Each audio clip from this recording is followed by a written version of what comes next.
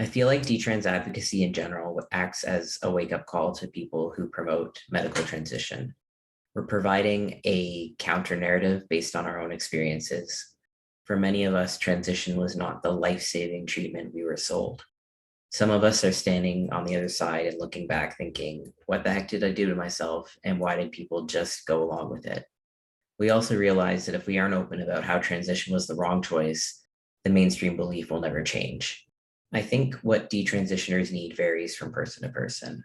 Some of us are struggling with infertility, some with body image, some with feeling like we need to be deprogrammed after being part of activist groups. Some of these needs are being met, some are not. I've heard anecdotes of reconstructive surgeries being difficult to be funded by the same insurance companies that happily covered their transition. It can be difficult to get non-ideological support from professionals, especially the ones who affirmed you through transition in the first place. Most broadly, detransitioners need people, especially those involved in gender medicine, to be willing to listen. We need people to consider our perspective.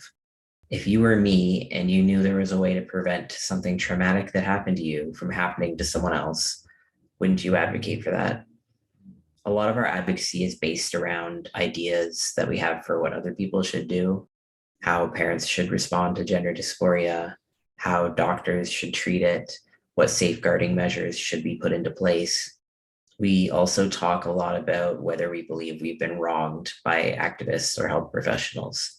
I personally believe that exploratory style therapy would have helped me to dig down into the roots of why I was so uncomfortable as a girl and later as a young woman.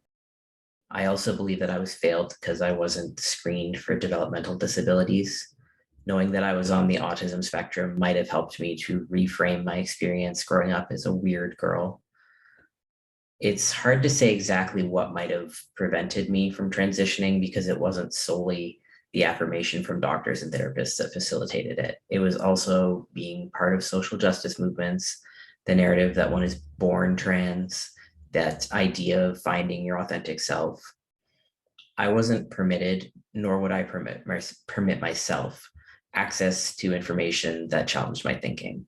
In that sense, I think that people being open about detransition would have prevented me from transitioning. I would tell my younger self that transition is not the panacea that it's made out to be.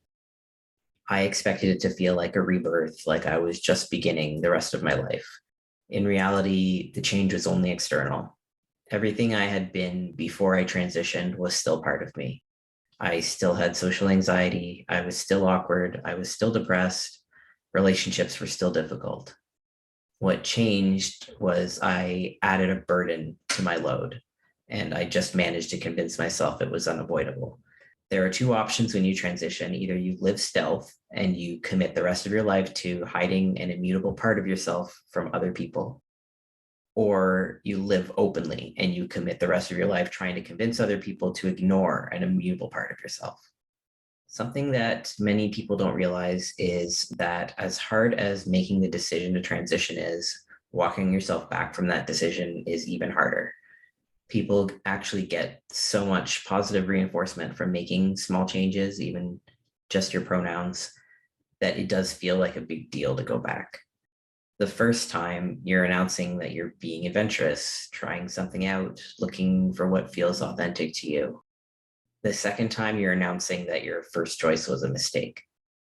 So my advice to someone considering detransition is to go easy on yourself. A lot of us go through the 5 stages of grief. It's not easy, and we all process differently.